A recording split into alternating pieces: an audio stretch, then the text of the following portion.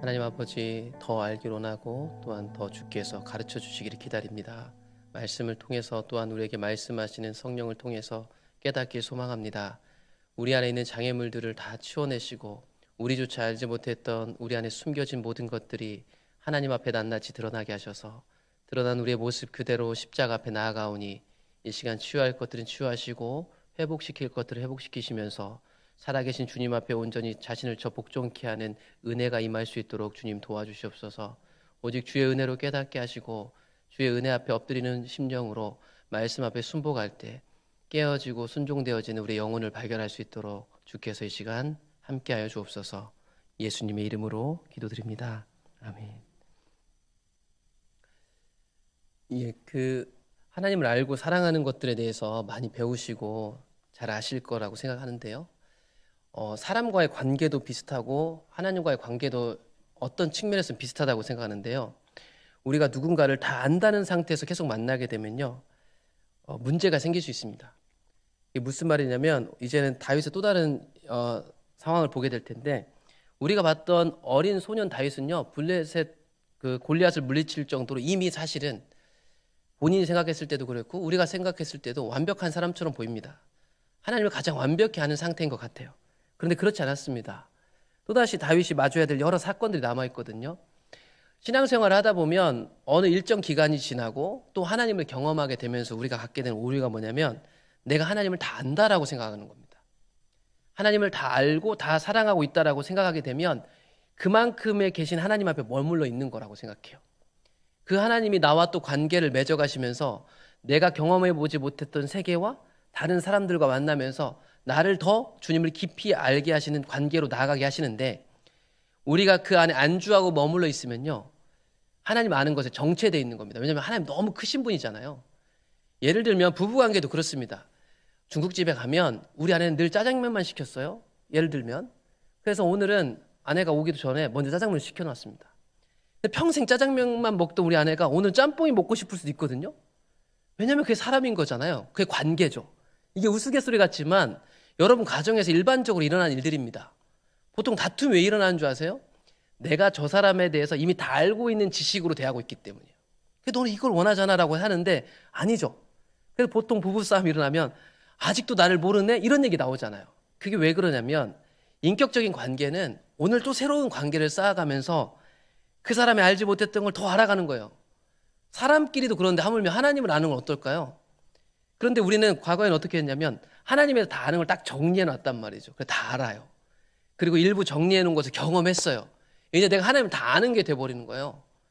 그러니까 더 하나님 알 게 없는 거죠. 내 삶하고 연관성도 모르고, 그 하나님이 내 삶에 함께 하실 때 일어날 수 있는 여러 가지 일들이 있잖아요. 결국 그래서 우리는 삶에서 더 하나님을 깊이 알아가는 거예요. 여기서 알게 된 하나님이 이제 실제가 돼서 내 삶의 현장에서 내가 대가를 치르면서 더 깊이 알아가게 되는 거죠. 그런 측면에서 죽을 때까지 훈련이고 죽을 때까지 하나님을 알아간다는 말입니다. 그러니까 집착하고 알아야 돼, 안 놓쳐야 돼, 이게 아니라 그런 관점에서 하나님을 날마다 알고자 하는 자세가 필요한데, 그러려면 늘 내 안에 있는 선입견이 깨질 필요가 있습니다. 그게 쉽지가 않아요. 그게 쉽지 않기 때문에 어떻게 보면 교단이 나눠지고 교리에 따라서 서로 교파가 나눠지는데, 그거는 뭐 추구하는 것 차이니까 나쁘다고 생각하지 않아요. 근데 문제는 뭐냐면 이걸 초월해서 하나 되기가 참 어려운 거죠. 왜냐하면 내가 갖고 있는 그 선입견이 있기 때문이에요. 교단마다 색깔이 있고 똑같은 성경 본문을 가지고 이단이 아닌데 다르게 볼 수 있는 여러 요소가 있는 게 신학적으로 있는데도 불구하고 고지 내가 알고 있는 그 부분, 혹은 내가 은혜 받았던 목사님한테 배운 그만큼을 가지고 평생 주님을 안다고 착각할 수 있다는 얘기입니다. 우리가 이제 빛과 어둠에 대해서 계속 살펴보는데, 우리 안에 어둠이 들춰진다는 건 결국 내가 쌓아놓은 장애물들이 보여진다는 거라고 생각해요. 내가 쌓아놓으려고 하지 않았는데 나에게 유익하던 것들인데 어느 순간 내 안에 높은 성읍이 돼서 하나님 앞에 나를 보여드리고 싶은데 이거를 뛰어넘지 못하는 거죠. 이게 보여지고 이게 보여져야 하나님한테 이거를 깨트려 달라고 얘기할 수 있어요. 근데 뭔지를 모르니까 우후죽순으로 하나님 깨트려 주세요만 하는데, 다 있습니다. 제 안에도 있고 여러분 안에도 있고, 늘 살다 보면 우리가 두려워하는 것들이 있어요. 다 하나님한테 99%를 다 드려도 내 안에 숨기고 있는 장애물도 있습니다. 알고 있는 장애물이 있을 수도 있고요, 혹은 아는데 가까이 가고 싶지 않아서 남겨놓은 상처 같은 것들도 있을 수 있고요. 혹은 전혀 나도 인지하지 못하고 있는데 내 안에 쌓여져 있는 장벽 같은 게 분명히 있습니다. 이걸 날마다 깨트려가는 거예요. 그리고 이걸 날마다 깨트려가는 현장에 사람들하고 같이 부대껴 살다 보니까 어떠한 사건들이 발생하는 겁니다. 그래서 이런 사건들을 그냥 예사로 보는 게 아니라 이 사건들을 통해서 내 마음에 이루어지는 일을 잘 살필 필요가 있어요. 지금부터 살펴볼 이야기는 우리가 잘 아는 말씀입니다. 다윗하고 사울하고 갈등 양상이 시작되죠. 사실 이 갈등은요, 생길 게 아니고 이 갈등은 예상하기도 어려웠어요, 사실은. 다윗은 어릴 때 이미 하나님이 왕으로 삼기로 작정했습니다. 다윗이 어떤 생각 갖고 살았을까 생각해 보면 17세 때 어릴 때 모르지만 사무엘이 와서 자기가 왕 될 거라 기름을 부었단 말입니다. 그러면 언젠가는 왕이 되겠지라는 생각을 할 텐데 그 시간이 상당히 길었다는 겁니다. 차라리 왕 되기 한 1, 2년 전에 기름 부었으면 좋겠지만 그게 아니었다는 거죠. 다윗은 계속해서 내가 왕이 될 것이라는 믿음을 가지고 어떻게 보면 계속 살아가고 있었고 현직 왕은 누구였냐면 사울이었습니다. 다윗을 하나님이 마치 승승장구하게 시키는 것 같았어요. 기름 부음 받고 곧 왕이 되는 줄 알았죠. 그래서 이 다윗의 이름이 알려집니다. 무명의 다윗에서요, 이 사람의 이름이 알려지기 시작합니다. 그래서 발탁되어 가지고요, 다윗이 사울하고 가까이 지내게 됩니다. 다윗은 사울이 보내는 곳마다 가서 지혜롭게 행했죠. 역시 왕이 될 사람이네. 다윗 스스로도 어쩌면 생각하지 않았을까요? 사울이 그를 군대의 장으로 삼았더니 온 백성이 합당히 여겼고 사울의 신하들도 합당히 여겼습니다. 모든 사람이 인정합니다. 게다가 지금 왕궁에 들어왔으니까 차기 왕이 될 것이 분명해요. 이 말씀을 옆에서 읽고 있는 우리도 하나님이 다윗을 왕으로 삼더니 진짜 그렇게 되겠구나라고 생각이 되는 거죠. 게다가 18장 1절하고 3절 말씀을 보게 되면 이 사울 왕조로부터도 사랑을 받습니다. 그러니까 이 왕가로부터 사랑을 받아야 할 거 아니에요. 다윗이 사울에게 말하기를 마치면 요나단의 마음이 다윗의 마음과 하나가 되어 요나단이 그를 자기 생명같이 사랑했습니다. 요나단은 다윗을 자기 생명같이 사랑했습니다. 그러니까 지금 모든 측면에서 보면 다윗은 곧 왕이 될 것만 같았어요. 그리고 모든 백성들도 신하들도 다윗을 합당하게 생각했다는 것입니다.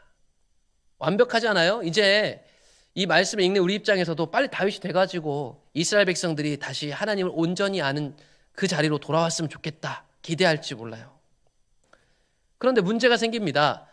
사울 왕국의 군대가 돌아올 때, 다윗이 블레셋 사람들 죽이고 돌아올 때 이스라엘 사람들이 노래를 하는데요, 노래하며 춤추며 소고와 경세를 가지고 왕 사울을 환영하는데 여인들이 뛰놀며 노래하여 이르되 사울이 죽인 자는 천천히고 다윗은 만만이로다.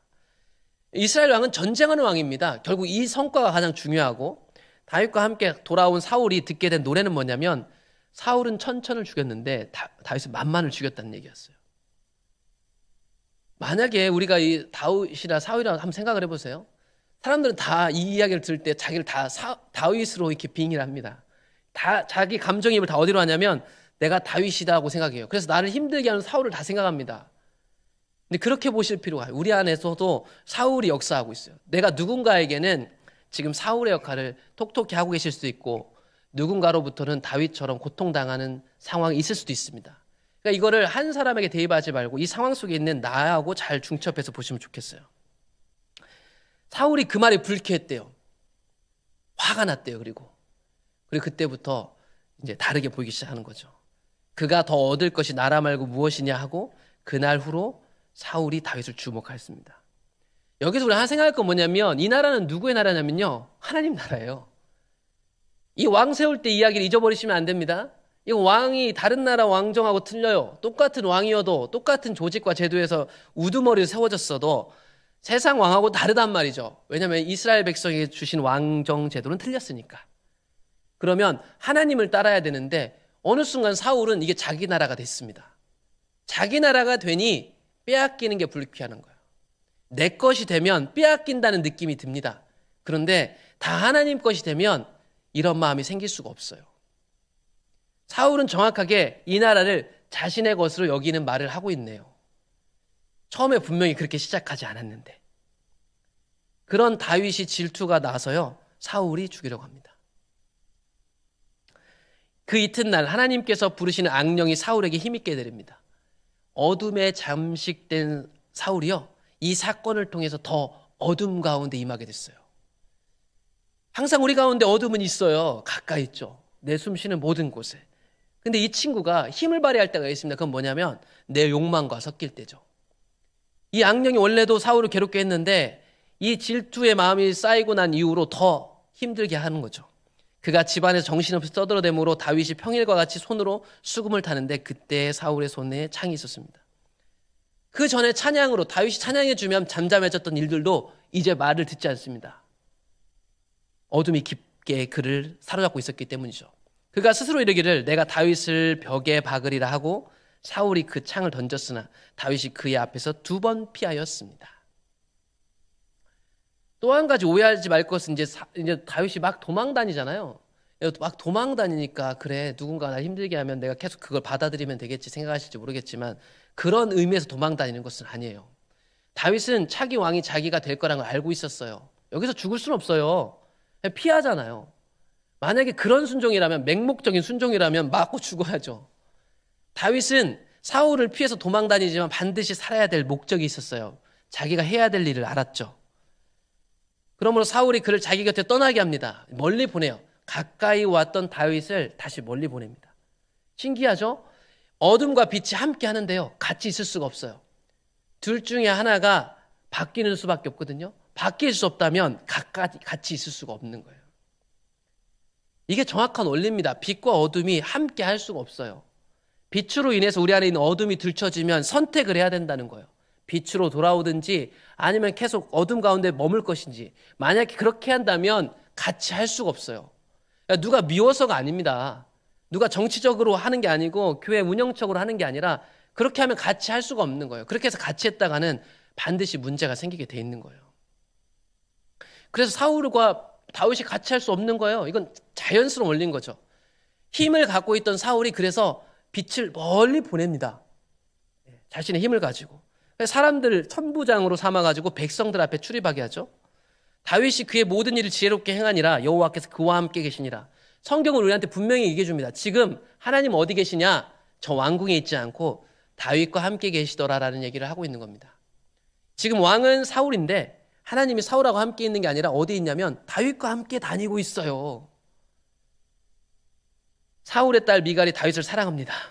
어떤 사람이 사울에게 이걸 알리죠? 사울이 그 일을 좋게 여겨 스스로 이르되 내가 딸을 그에게 주어서 그에게 올무가 되게 하고 블레셋 사람들의 손으로 그를 치게 하리라 하고 이에 사울이 다윗에게 이르되 내가 오늘 다시 내 사위가 되리라. 다시 다윗을 가까이 두기로 합니다. 근데 이건 함정이었어요. 가까이 두기로 하려는 게 아니라 죽이려는 함정이었죠. 자기 딸까지 희생시키고 사랑이라는 감정까지 이용해가지고 신뢰를 깨트리면서 다윗을 죽이려고까지 했습니다. 여러분 이게 무서운 거예요. 왜냐하면 사울과 다윗의 관계를 생각해 보시면 그렇습니다. 누구보다 가까웠고요. 이 다윗을 아꼈을 뿐만 아니라 가까이 두었던 사람이 이런 일들을 한다는 겁니다. 사울이 그의 아들 요나단과 그의 모든 신하에게 다윗을 죽이라 말하였더니 사울의 아들 요나단이 다윗을 심히 좋아하므로 그가 다윗에게 말하여 이르되 내 아버지 사울이 너를 죽이기를 꾀하시느니라. 그러므로 이제 청하노니 아침에 조심하여 은밀한 곳에 숨으라. 계속해서 다윗을 죽이려고 했습니다. 그런데 오히려 누가 도와주냐면 사울의 가족들, 사울의 아들들과 자기 딸들이 다 도와줘요. 왜 다윗을 죽일 수밖에 없었을까? 여러 가지 이유가 있겠죠. 우리는 이걸 정치적으로 해석하고 여러 가지 해석하는데 영적으로 보자면 이 찬란하게 빛나는 빛을 견딜 수가 없는 거예요. 생각해 보시면 다윗이 뭐 나쁜 거 한 거 있나요? 그냥 다윗의 존재 자체가 싫은 거예요.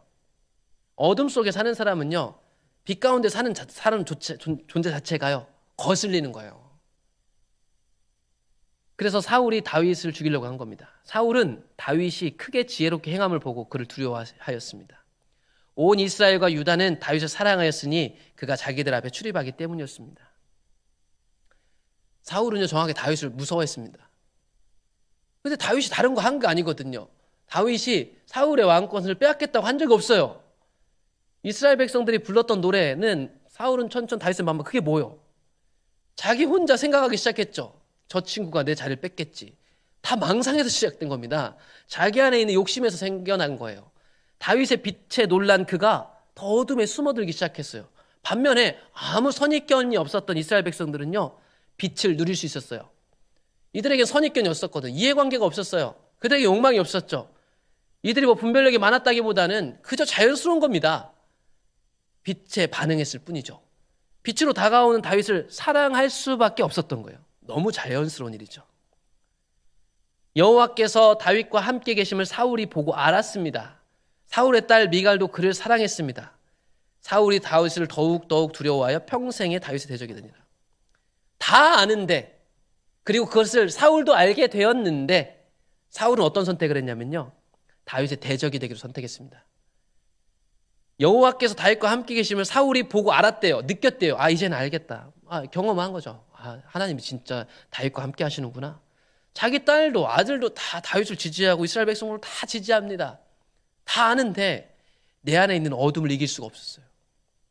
최소한 이럴 때는 따라가기라도 해야 돼요. 억지로라도. 그런데 사울은 왜 못 따라가는 줄 아세요? 힘이 있으니까요. 힘이 있잖아요. 아무리 지금 뭐 다윗이 대단해봤자 지금 힘은 누가 있어요? 사울이 있잖아요. 사람이 웬만해서 힘이 빠지지 않으면 빛을 선택하지 않습니다. 어둠 가운데 있는 자 중에 제일 위험한 사람이 누군지 아세요? 힘 있는 사람들, 권력 있고 교회 가운데서 힘 있고 영향력 있는 사람들이 제일 위험해요. 왜냐하면 그 사람들 힘이 있거든요. 끝까지 끌려가지 않겠다라는 마지막 힘줄을 갖고 있는 사람이 누구냐? 사울 같은 사람인 거죠. 우리 마음에 이런 마음들이 늘 있습니다. 그래서 많이 배울수록, 신앙 연수가 높을수록, 자기가 쌓은 공덕이 많을수록 맨 마지막에 끌려가는 경우가 많아요. 그래서 끌려가기라도 해도 다행이에요. 근데 결국에는 박살이 남는 경우가 너무나 많습니다. 사울도 그랬잖아요. 보시는 바와 같이 사울은 다 알았다니까요. 몰라서 안 간 게 아니라 알았는데 안 가요. 알았는데 인정하고 싶지 않은 거예요. 그럼 빛은 숨길 수가 없어요. 이스라엘 백성들도 그렇고 왜 다윗을 지지했느냐? 다윗이 예뻐서 잘해서 일을 잘해서 아니에요. 그 사람 안에 나타난 하나님의 그 빛이 사람들에게 매력적인 거죠. 그래서 이 사람 이름이 심히 귀하게 됐다고 얘기합니다. 블레셋 사람들의 방백들이 싸우러 나오면 그들이 나올 때마다 다윗이 사울의 모든 신하보다 더 지혜롭게 행하며 이에 그의 이름이 심히 귀하게 됐습니다. 싸움을 나갈 때마다, 뭔 일을 할 때마다 다윗이 계속 알려줘요. 다윗이 뭐 알려주고 싶었겠어요? 지금 이런 상황에서 알려줘봤자 계속 가시방석인데. 이 노래는 이스라엘 백성들만 불렀던 게 아니라 나중에 블레셋 사람들도 이 노래를 다 합니다. 그래서 이 사람들 사이에서도 사울이 죽은 자는 천천히요 다윗은 만만히로다 하지 아니하였나이까.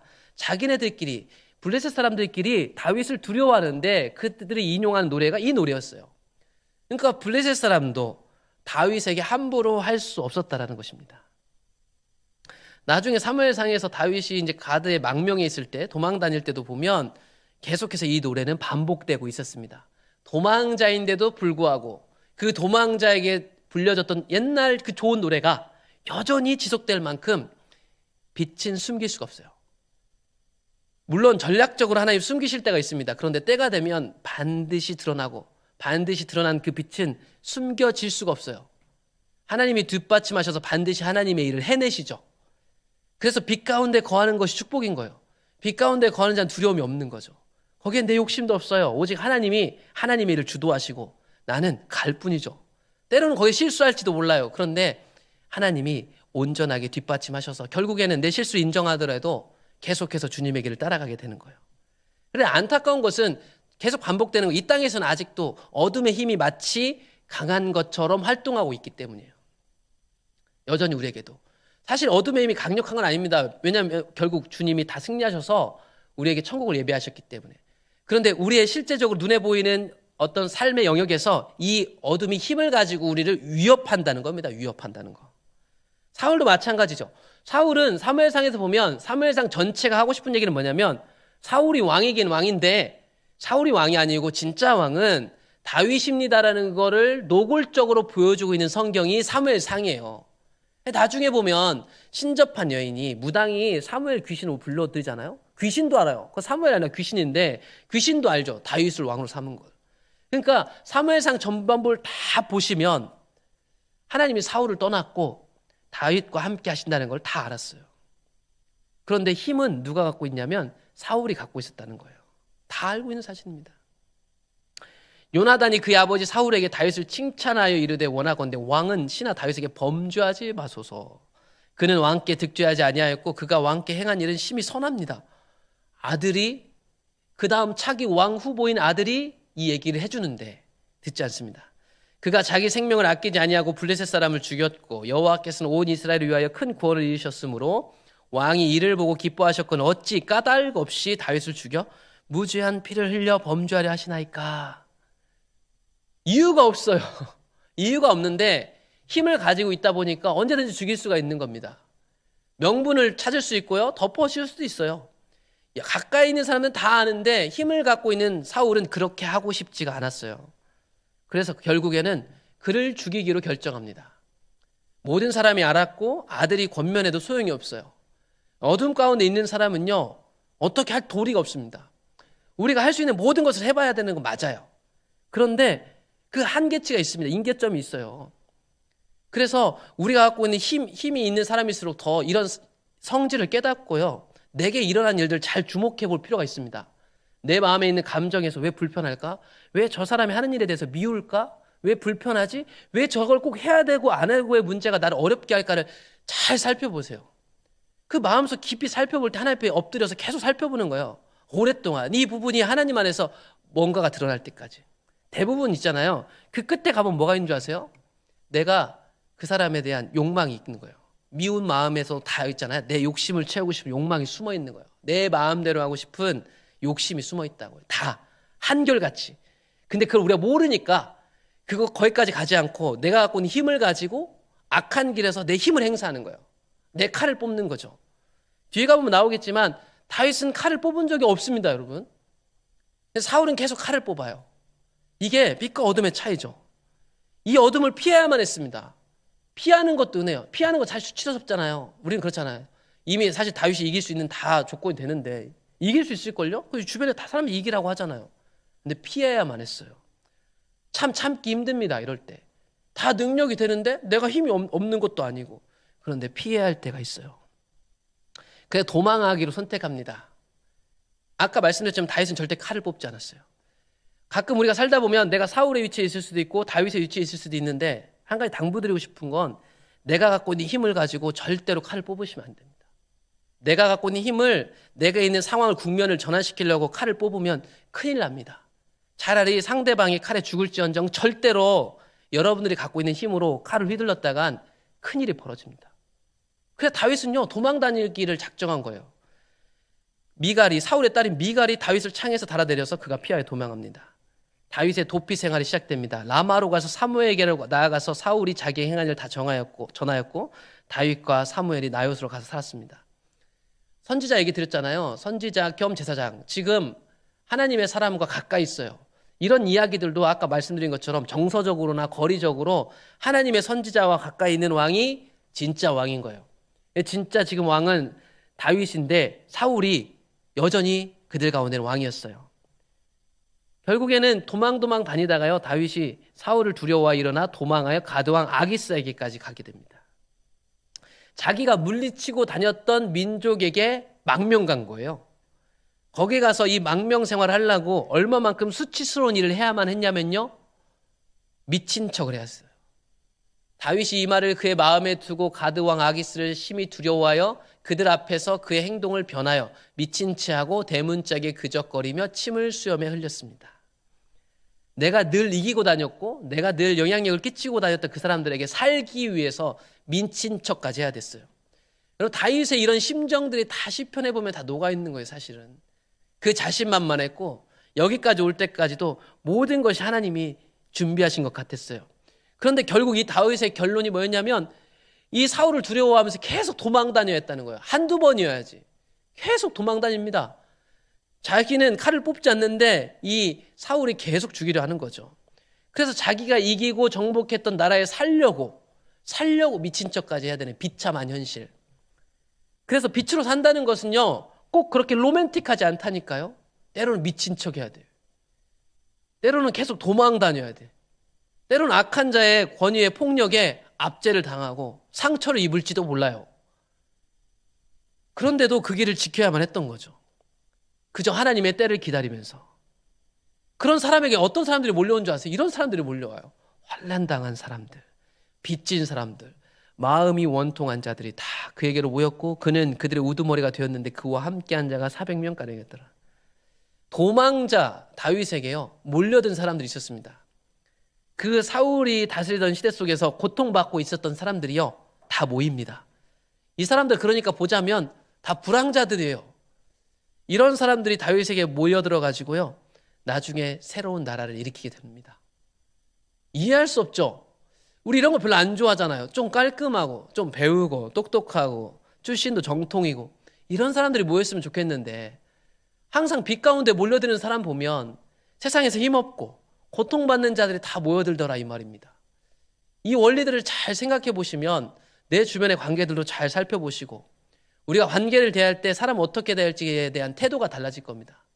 사람들은요 저 사람이 어떤 옷을 입었는가, 얼마만큼 배웠는가, 얼마만큼 지식이 있고 돈이 있는가 그걸로 가까이 하려고 하잖아요. 하나님 나라는 정반대인 것 같아요. 그래서 이제 다윗이 도망 다니는데 하나님 때를 기다리는데요. 사울이 블레셋 사람을 쫓다가 돌아오면 어떤 사람이 그에게 말하여 이르되 보소서 다윗이 엔게디 광야에 있더이다 하니 사울이 온 이스라엘에서 택한 사람 3,000명을 거느리고 다윗과 그의 사람들을 찾으러 옵니다.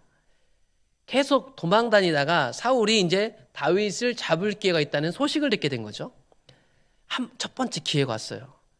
그래서 길가의 양의 우리에 이른즉 굴이 있었습니다. 아까 그 사진에서 봤던 그런 굴들이겠죠. 이 자연 암석으로 이루어진 굴이 있는 사울이 거기에 뒤를 보러 들어가니라.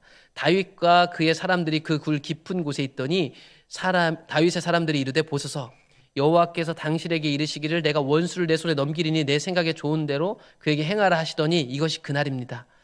다윗과 다윗의 사람들은요 어떤 감동을 받고 있었냐면 하나님께서 사울을 넘겨주시겠다는 감동을 받은 적이 있었던 거예요. 쉽게 얘기하면. 그리고 지금 이 날이 그때라고 확신하고 있었어요. 사람들이 다. 이 날이 과연 그날이었을까? 분명한 것은요 다윗은 그때 칼을 뽑지 않았다는 거예요. 그저 가만히 사울의 겉옷 자락을 가만히 베는 것으로 사울 심판하는 것을 미뤄둡니다. 내 아버지여 보소서 내 손에 있는 왕의 옷자락을 보소서 내가 왕을 죽이지 아니하고 겉옷 자락만 베었은즉 내 손에 악이나 죄가가 없는 줄을 오늘 아실 것입니다. 왕은 내 생명을 찾아 해하려 하시나 나는 왕에게 범죄한 일이 없습니다. 여호와께서는 나와 왕 사이를 판단하사 여호와께서 나를 위하여 왕에게 보복하시려니와 내 손으로는 왕을 해하지 않겠습니다. 하나님이 분명히 사울 왕이 없어지고 다윗이 왕이 될 거라는 감동까지 같이 다닌 사람 다 알았던 것 같아요. 그런데 이걸 하나님이 이루실 것을 신뢰하고 있었어요. 다윗은. 그래서 다윗은 힘이 있었거든요. 이 힘의 선택권을 누구한테 줬냐면 하나님한테 줬어요. 마찬가지죠.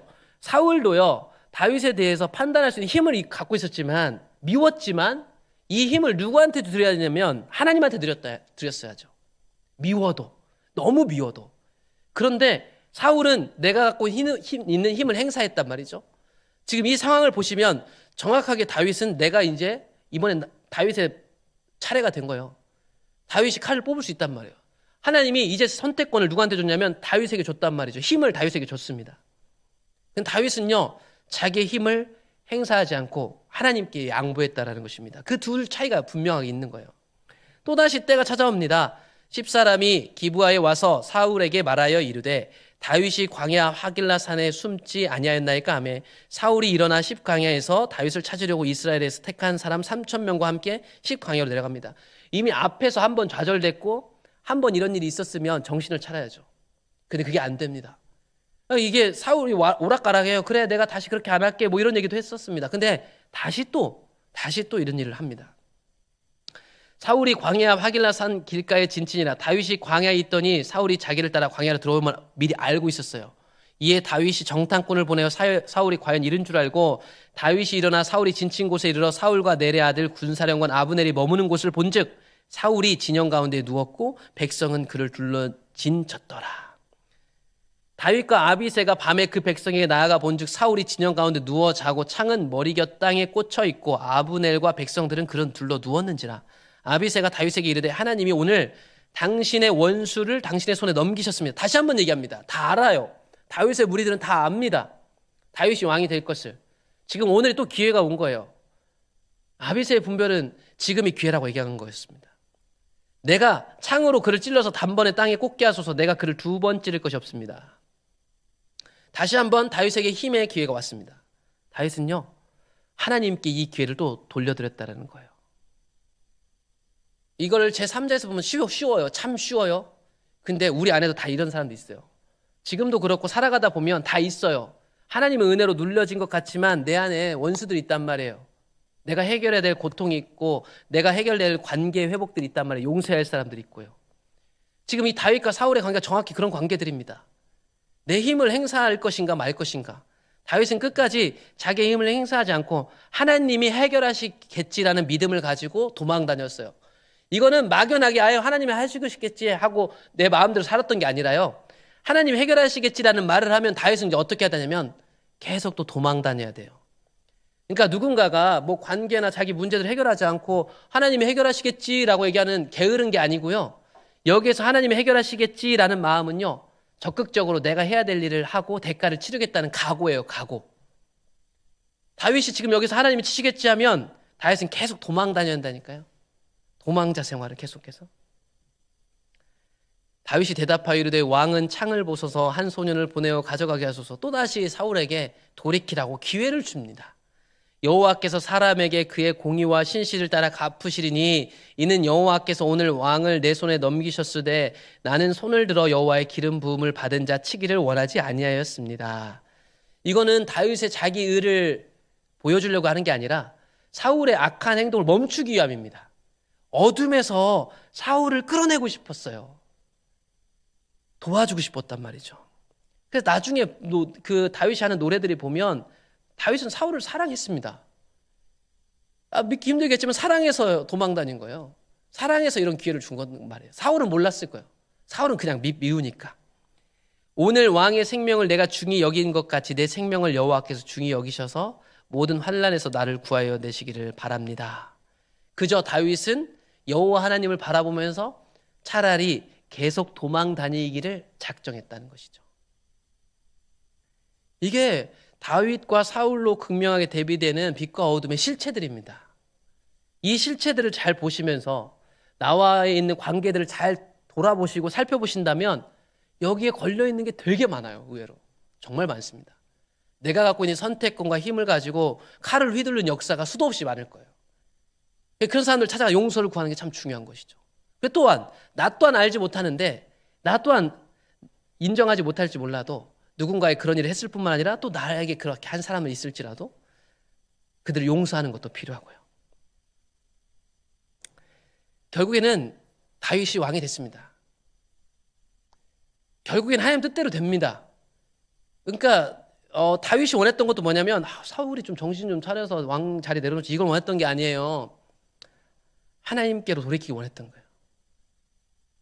제가 어저께도 말씀드렸나요? 이렇게 하나님 뜻대로 교회가 운영되기 시작하길 원한다는 사람들이 많아지기 시작하면 정말 하나님 뜻대로 교회가 움직이기 시작할 거예요. 그러면 좋은 일만 일어나는 게 아니라 우리가 본 이런 일들이 일어날 수 있어요. 매우 자연스럽게. 그러면 그곳에서 나도 내가 정체를 몰랐는데 내 정체가 드러납니다. 그러면 그곳에서 회개하고 하나님께 돌이키면 다 살 수 있어요. 엄청난 일이 생기겠죠. 그런데 그 일들을 잘하지 않고 내가 그동안 쌓았던 힘을 가지고 이 하나님 하시는 일에 칼을 휘두르려고 하는 사람도 있습니다. 그게 하나님께 휘두르는 칼인지 모르고 사람을 향해서 휘둘르기 시작해요. 그런데 결국에는 그게 하나님 길을 막는 게 돼요. 그러면 우리 공동체 안에서 같은 공동체였기 때문에 사랑하고 아끼기 때문에 우리가 상처 있고 고통받는 것쯤이야 견딜 수 있어요.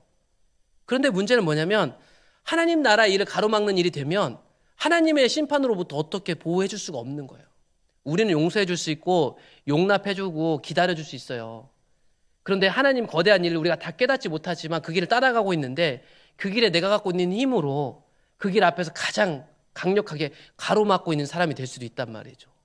심지어 자신은 이게 하나님의 뜻이라고 착각할 수도 있어요. 사울 왕을 보세요.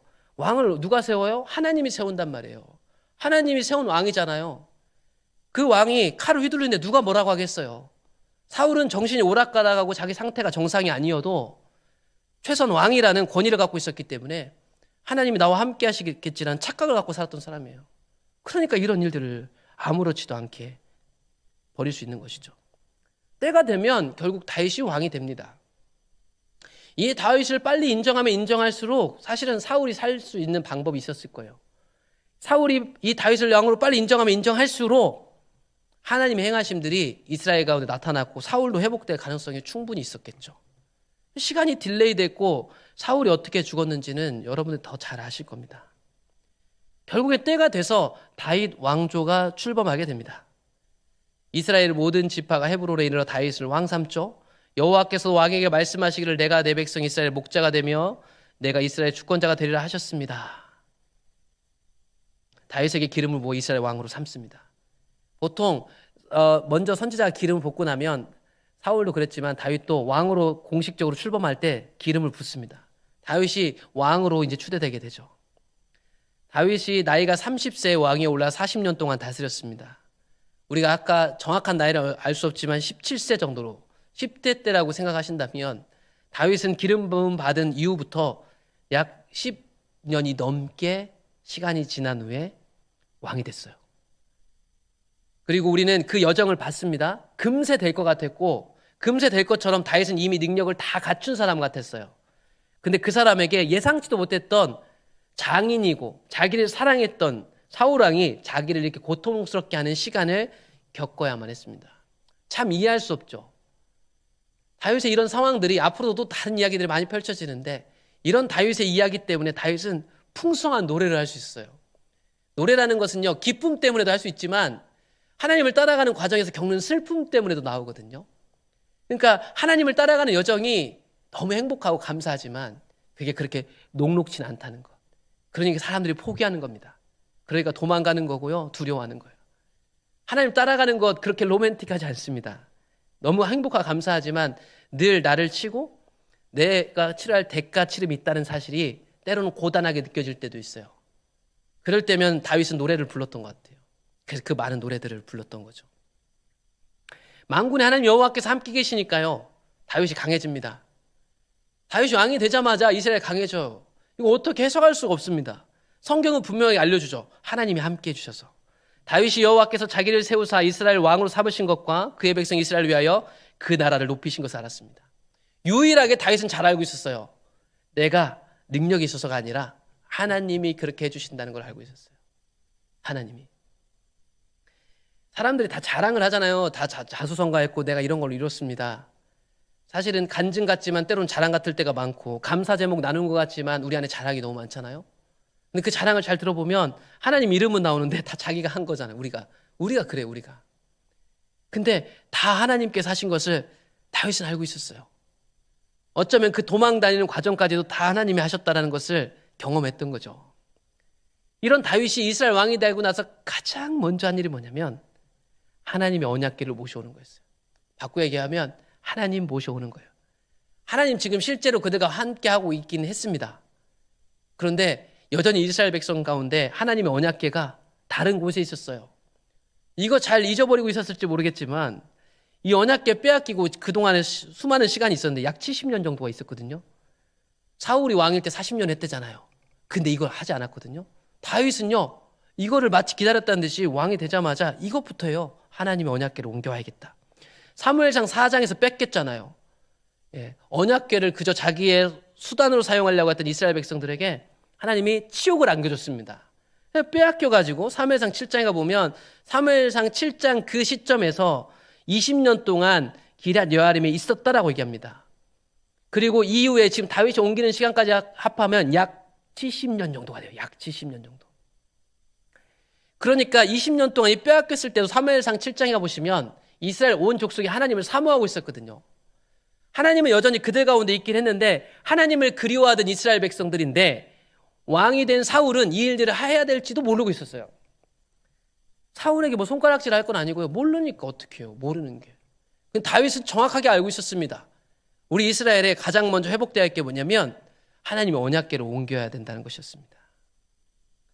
그래서 새 수레를 만들고 해서 왔지만 이렇게 하면 안 되는 거였죠. 사람이 짊어져서 매야 되는데 새 수레를 맞이해서 가져올라갑니다. 이런 상태가 보시면 이 언약궤가 오랫동안 떨어져 있었고 이스라엘 백성들 상태가 어떤지가 나와요. 왜냐하면 매서 와야 된다는 율법들이 다 있거든요. 그러니까 엉망진창인 거예요. 사실 그 상태가. 그들이 하나님의 궤를 세수레에 싣고 오려고 하다가 그걸 가지고 오는 가운데 우사가 죽게 되죠. 여호와 하나님 우사가 잘못함으로 인해 손으로 언약궤를 잘못 만졌다가 직사하게 됩니다. 이 우사 사건 때문에 중단됐어요. 중단돼가지고 오다가 가뎃 사람 오벳 에돔의 집에 들어가게 됩니다. 이런 일이 보통 발생하면요, 지도자 입장에서요 조심스럽게 돼요. 바로 가져오기 힘들잖아요. 아, 이거 하나님 막으시는 건가? 그런데 다윗은 멈추지 않았어요. 석 달 후 다시 궤를 메옵니다. 하나님의 궤로 말미암아 오벳 에돔의 집과 그의 모든 소에 복을 주셨다 한지라. 다윗이 가서 하나님의 궤를 기쁨으로 메고 오벳 에돔의 집에서 다윗 성으로 가지고 올라옵니다. 이게 멈춰졌어도요, 다윗은 이게 왜 멈춰졌는지를 계속 생각했겠죠. 석 달이 지났지만 아마 그 언약궤가 어떻게 되는지에 모든 관심이 쏟아져 있었기 때문에 지금 하나님의 언약궤가 들어간 오벳 에돔의 집이 어떻게 됐는지를 정확히 알고 있어요. 아, 역시 언약궤구나. 언약궤를 가져와야겠다라는 생각을 한 거죠. 그래서 이제는 메고 온 것을 깨닫게 되고 메고 오게 되는 겁니다. 한 번 실패하고요. 여러분, 우리 예수님 믿는 사람에게는 실패라는 게 없는 것 같아요. 왜냐하면 실패에서 우린 주저앉지 않고 실패를 통해서 배우거든요. 우린 실패를 여기지 않습니다. 이거를 그 다음으로 나아갈 디딤돌로 사용하는 사람들이에요. 그래서 성경에 보면 가인도 그랬잖아요. 예배 실패한 게 아니라고. 하나님 앞에 드러났으면 성공한 거라고. 내 중심이 들춰졌으면 부끄럽고 창피한데 내가 어둠이라고? 여러분, 실패한 게 아니에요. 아, 이제 빛으로 갈 수 있는 길을 발견한 거지. 마찬가지죠. 다윗 실패했습니다. 자신 있게 호기롭게 했는데 실패했어요? 사람들이 손가락질 했을지 모르죠. 그런데 이 사람은 그 실패를 딛고 다시 더 알게 됐어요. 아, 언약궤는 메워와야 되는구나. 이 상황에 대해서 역대상을 구체적으로 설명해 주는데, 다윗이 제사장 사독과 아비아다를 부르고 또 레위 사람 우리엘과 아사야와 요엘과 스마야와 엘리야엘과 암미나답을 불러 그들에게 이르되, 너희는 레위 사람의 지도자이니 너희와 너희 형제는 몸을 성결하게 하고 내가 마련한 곳으로 이스라엘의 하나님 여호와의 궤를 메어 올리라. 우리가 읽은 말은 자세히 안 나와 있는데 역대상 같은 거를 같이 겹쳐서 보시면 자세히 나와 있어요.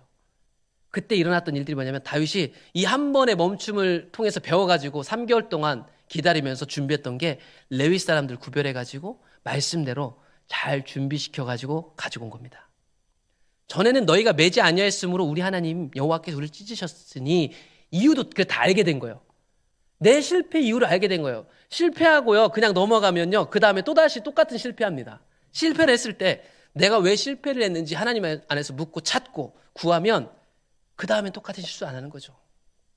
다윗은 이 3개월 동안 정확히 이 문제를 파악했어요. 아, 매지 않아서 그렇다. 이는 우리가 규례대로 그에게 구하지 아니하였습니다 하니, 이에 제사장들과 레위 사람들이 이스라엘 하나님 여호와의 궤를 메어 올라가려 하여 몸을 성결하게 하고, 모세가 여호와의 말씀을 따라 명령한 대로 레위 자손의 채에 하나님의 궤를 꿰어 어깨에 맸습니다. 너무 멋있지 않아요? 실패라는 것이 없습니다. 실패해서 수치를 당하고 고통을 당해도 2번 실패하지 않는 게 훨씬 더 중요하거든요. 다윗은 정확히 그런 사람이었습니다. 다윗은 뒤에 가서도 또 실수를 많이 합니다. 근데 다윗이 다른 건 뭐냐면 자신의 실패와 실수를 인정해요.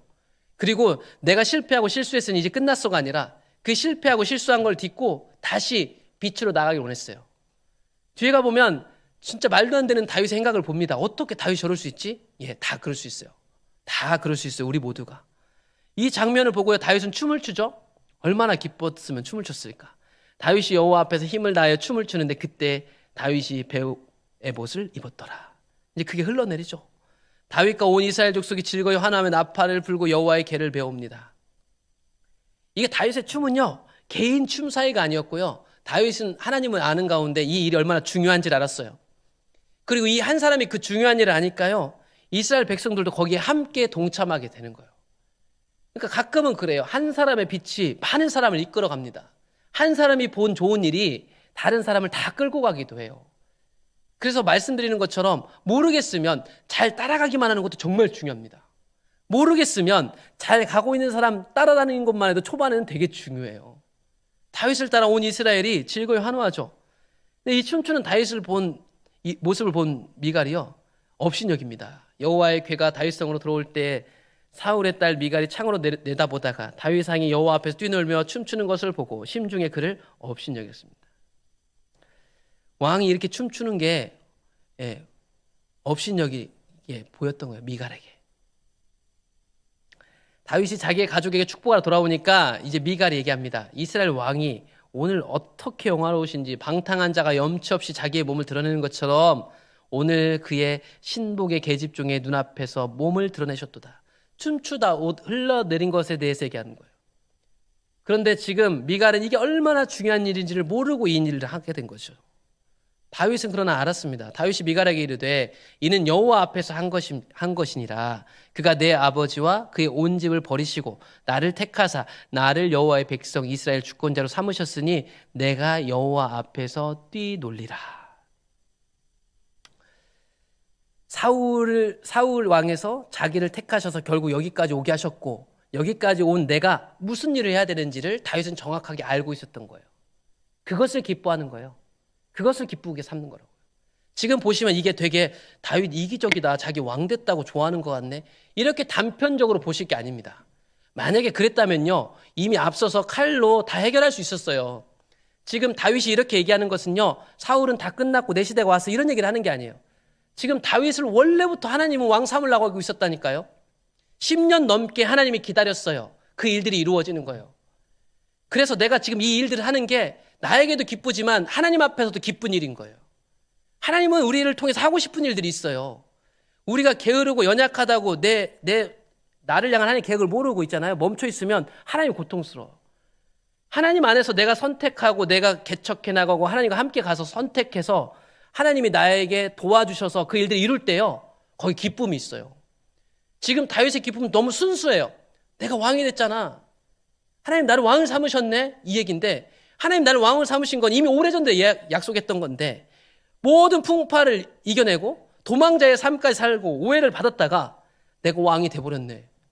너무 기쁜 거예요, 여러분. 너무 즐거운 거죠. 자랑하는 게 아니에요. 이게 하나님이 하신 일이에요. 때로는요, 내 성공이 하나님의 영광이 되고 자랑이 된다는 이런 거예요.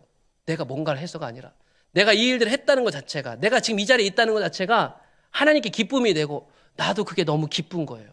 우리 인생이라는 게 그런 거예요.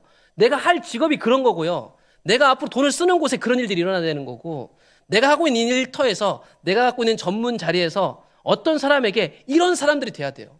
당신 같은 사람이 이 자리에 꼭 있어줘서 나 같은 사람이 살 수 있다라는 그런 자리로 하나님 우리 부르시는 거예요. 오늘날 믿을 수 있는 사람이 없어요. 의사들은 많은데 믿고 갈 의사가 없고, 의료는 발달했는데 믿고 내 몸을 맡길 수 있는 의사는 적습니다.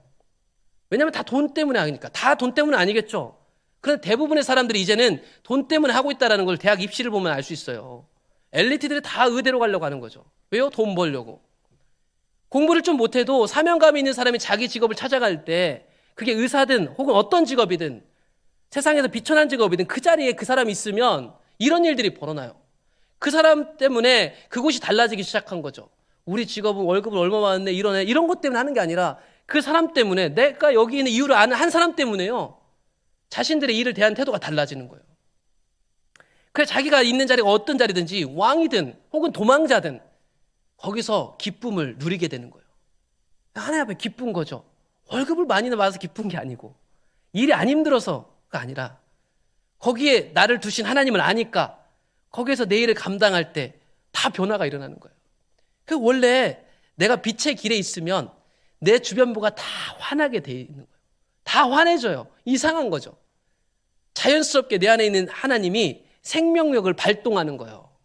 친절한 말이 아니라 내 삶 자체가 그들에게 빛이 되기 시작하는 거예요. 이렇게 빛이 주도하는 시간에 전격적으로 들어졌던 게 뭐냐면 찬양과 경배였습니다. 다윗의 시대 때 새롭게 열렸던 게 뭐냐면 찬양과 경배예요. 빛의 길에 들어선 자들이 하나님의 영광을 노래하기 시작하였더라. 다윗이요, 이 언약궤를 가져다가 다윗이 장막을 치고 이 언약궤를 놓습니다. 하나님의 궤를 메어 들어가서 다윗이 그것을 위해서 따로 특별한 장막을 친 겁니다. 이거 보통 우리가 다윗의 장막이라고 부르는 거죠. 거기서 하나님께 제사를 드립니다.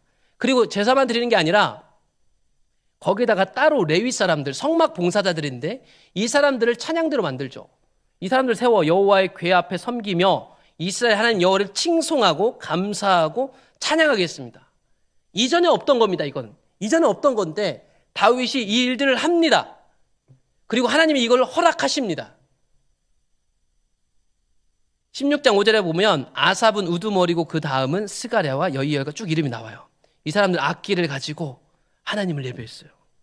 그리고 이 예배는 한 번 하고 끝나는 게 아니라 제사장 분하야 야하시엘은 항상 하나님의 언약궤 앞에서 나팔을 부니라. 제사장들이요 항상 이걸 쉬운 문제로 정해진 때마다 반복적으로 나중에 보면 이 찬양들을 조직하는 거 보면 계속해서 이 예배가 드려지도록 했습니다. 이 성막과 언약궤를 간단히 정리해드리면 성막과 언약궤는 뭐냐? 우리가 잘 봤듯이 하나님이 성막을 지으시고 그 안에 언약궤로 이제 역사하시잖아요. 그러니까 언약궤가 성막 가장 중심부에 있어서 하나님 임재의 상징이 언약궤입니다. 그리고 그 언약궤를 중심으로 하나님의 집이 존재하게 되는 거예요. 성막. 그래서 성막에서 제사를 드리게 되잖아요. 그 제사의 중심부에 둔 게 하나님의 궤였습니다. 그래서 궤를 들여놓으라 이렇게 하죠. 이 궤에 대한 하나님의 약속은 뭐였냐면 내가 거기 위에 나타날 것이라는 거였습니다. 그러니까 언약궤가 사실은 하나님 임재의 가장 중심적인 상징이게 되는 거죠. 그리고 하나님께서 그 성막에 영광으로 임하셨다는 얘기가 출애굽기 마지막에 이야기하고 끝나는 겁니다. 그리고 이 성막이 어떻게 옮겨지기 시작하느냐? 이 성막이 사사시대를 지나면서 사무엘상에 가보시면 실로라는 곳에 놓여졌다는 것을 알게 될 거예요. 우리 다 읽어왔는데 실로에 성막이 있었는데 이 실로에 있던 성막에서 언약궤가 이 엘리와 그의 아들들 때문에 빼앗겨가지고 성막과 그 다음에 언약궤가 분리되게 되는 거죠. 그러니까 엄밀하게 말하자면 이건 원래 떨어질 수 없는 건데 떨어짐으로 인해서 하나님이 주신 하나님의 집이 훼손됐습니다. 훼손됐어요. 그리고 언약궤는 아비나답의 집에 있다가 결국에는 돌고 돌아서 오늘 보신 것처럼 다윗이 친 장막에까지 오게 된 겁니다. 그래서 다윗 시대에는요 성막과 언약궤가 나눠져 있다는 것을 알 수 있어요. 언약궤를 가져오려는 다윗이 아비나답의 집에서 이제 가져오잖아요. 이제 오베데돔의 집을 거쳐서 다윗이 친 장막에 언약궤가 오게 됩니다. 그때 두 가지 종류의 다윗의 시대 예배가 드려지기 시작했는데 먼저는 언약궤 앞에서 방금 보신 것처럼 언약궤를 다윗이 친 장막에다 옮겨놓고 거기서 제사도 드리고 그 다음에 찬양도 드렸다는 것을 알 수 있습니다. 그리고요 여기에서만 그렇게 한 게 아니라 성막 아까 말했잖아요. 제사 드리는 원래 그 성막 시스템이 기브온에 있었거든요. 역대상 16장에 가보면 기브온 산당에서 여호와 성막 또 모시게 했습니다. 다윗은. 그리고 거기서 아침 저녁으로 번제단 위에 여호와께 번제를 드리되 여호와의 율법대로 기록하여 이스라엘에게 명령되신 하신 대로 제사를 드리겠는데 거기나 여기나 둘 다 동일하게 뭐가 있었냐면 찬양과 경배를 하겠습니다. 또 레위 사람을 세워 여호와의 궤 앞에서 섬기게 했다. 아까 악기로 섬기게 했다는 얘기가 나오고요. 역대상 16장 39절에 가보면 다윗은 제사장 사독과 다른 제사장들을 기브온 산당에 있는 여호와의 성막에 남겨뒀습니다. 그리고 율법책에 적혀있는 대로 제사를 지내고 여호와의 인자하심이 영원하심으로 그들과 함께 헤만과 여두둔과 그리고 택함을 받아 지명된 나머지 사람을 세워 감사하게 하였고 또 그들과 함께 헤만과 여두둔을 세워 나팔과 제금들과 하나님을 찬송하는 악기로 소리를 크게 내게 하였습니다. 그러니까 다윗의 장막에서 뿐만 아니라 그 당시에 이스라엘 백성들이 예배하고 제사하는 모든 곳에요 다윗이 찬양과 경배가 울려 퍼지겠습니다. 그것을 담당하던 사람들이 노래를 만들어서 불렀던 것이 우리 시편에도 많이 담겨져 있는 거예요. 헤만, 여두둔 이런 사람들이 이름이 나오는 것입니다. 그래서 다윗의 때에는 레위인 직무들의 많은 수정이 이루어집니다.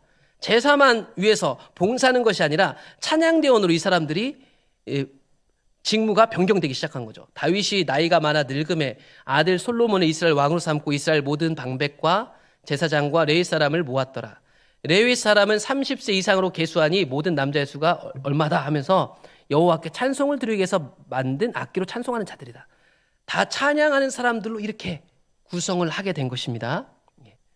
다윗이 군대 지휘관들과 더불어 아삭과 헤만과 여두둔의 자손 중에서 구별하여 섬기게 하되 수금과 비파와 제금을 잡아 신령한 노래를 하게 했습니다. 하나님 그분을 찬양하게 하는 것들을 예배, 제사 제도에 다 넣습니다. 말씀드렸지만 이게 하나님이 원하시는 게 아니었다면요 이런 일들 하면 다 바로 죽어야 돼요. 어디 하나님 언약궤 앞에서 불경스럽게 말이에요. 근데 다윗은요 이 일들을 했거든요. 근데 생각해보면 우리 옛날 전통교회에서 이 드럼 하나 들어올 때 옛날 생각하시나요? 몇십 년 전에? 드럼 하나 놓는 거 많으냐에 따라서 많은 문제들이 일어났는데 하물며 지금 다윗이요. 지금 이 찬양대 만드는 건요. 더 훨씬 큰 일이에요. 근데 이 일들을 하나님 허락했거든요. 게다가 말씀드렸잖아요.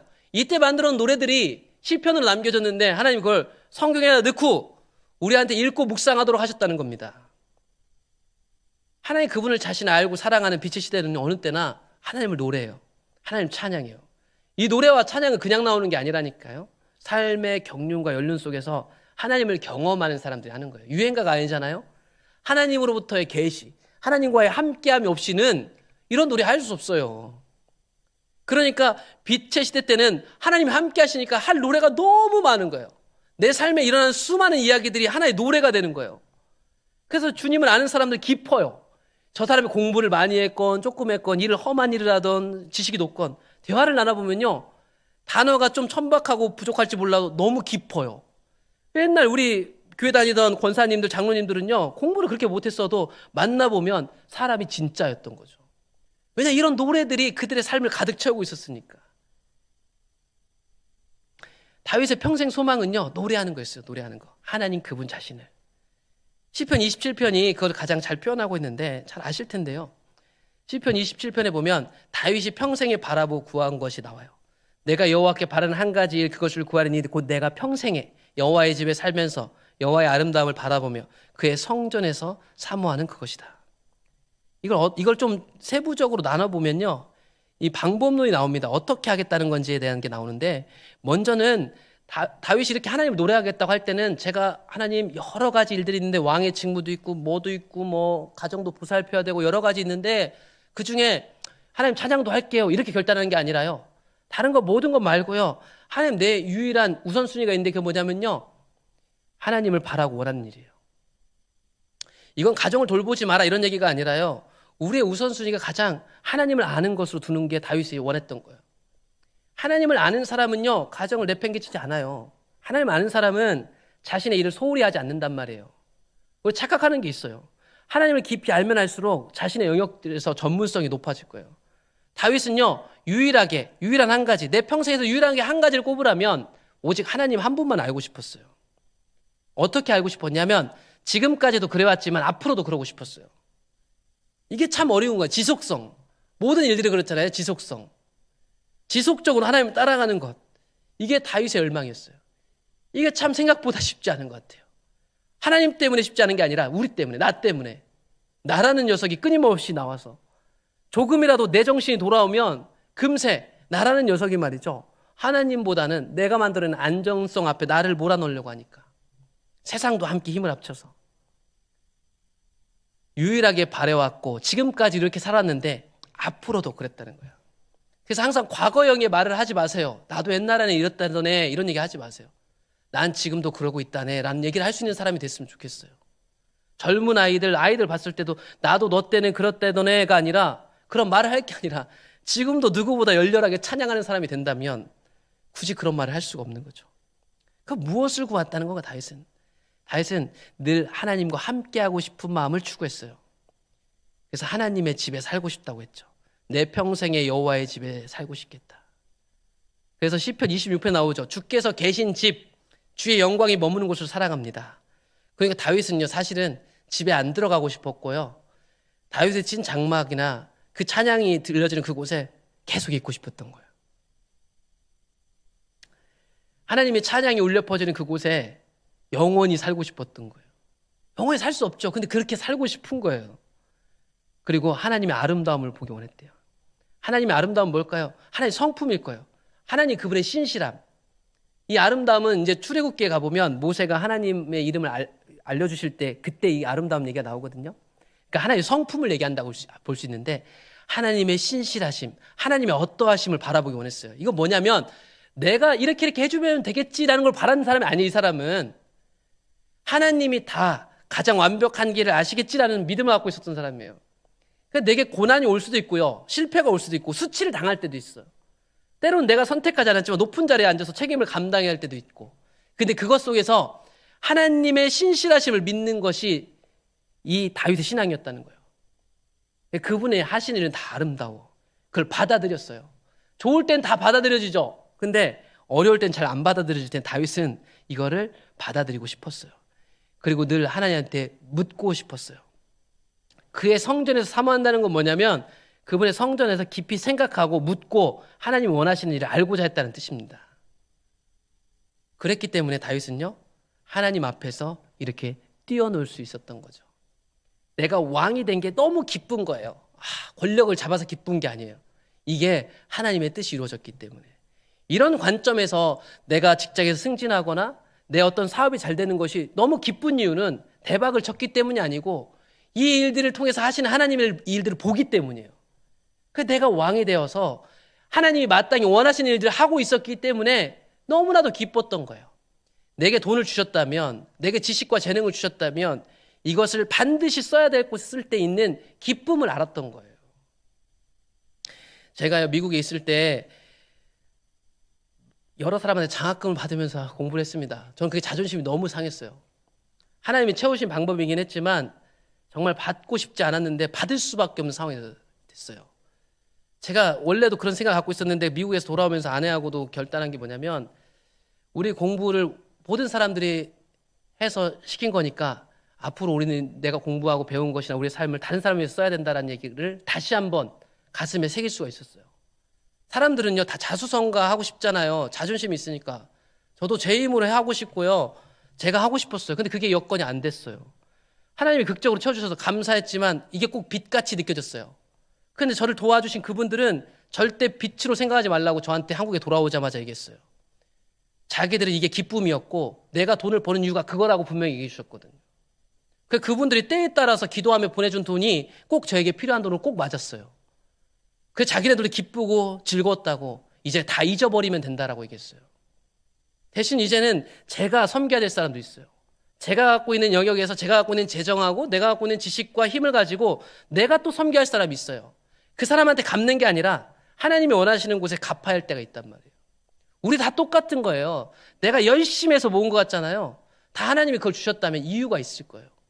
내게 학식을 주셨고 내게 어떤 자리를 주셨고 내게 어떤 권위와 재정을 주셨다면 반드시 써야 할 곳이 있어요.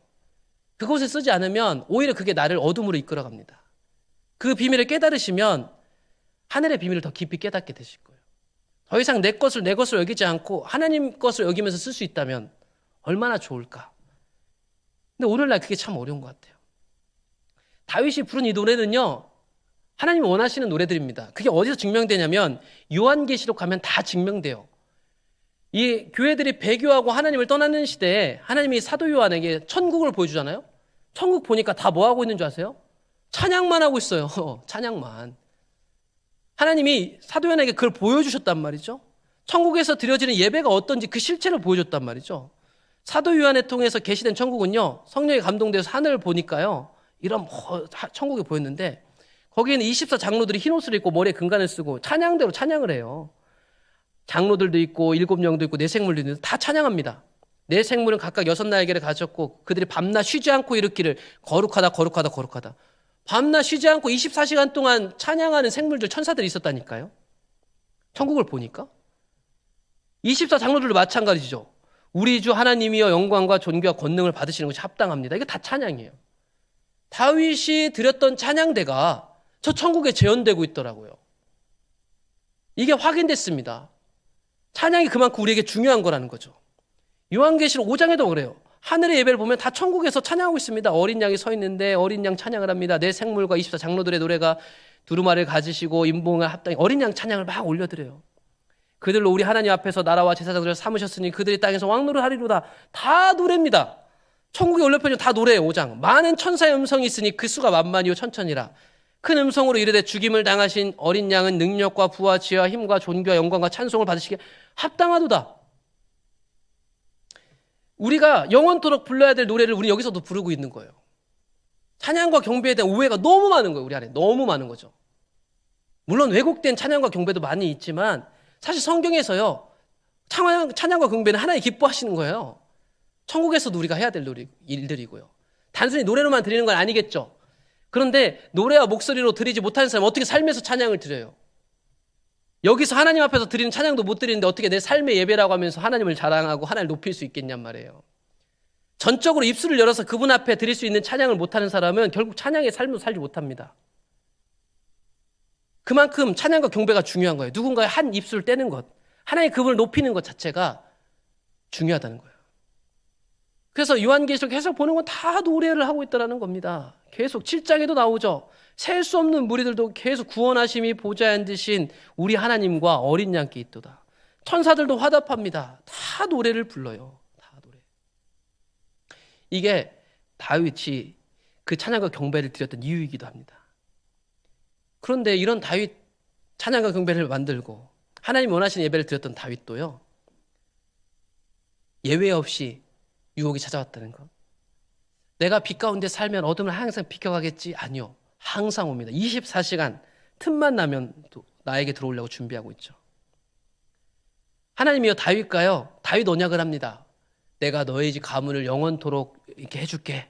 그래서 예수님이 오시잖아요. 그 7장이 끝나고 나서요, 8장에 가보니까 하나님과 언약하고 나서 더 승승장구합니다. 블레셋 사람들 쳐가지고 항복을 받네요. 주변에 있는 모압 사람들 쳐가지고 다윗의 종들이 되고 조공을 바치기 시작했어요.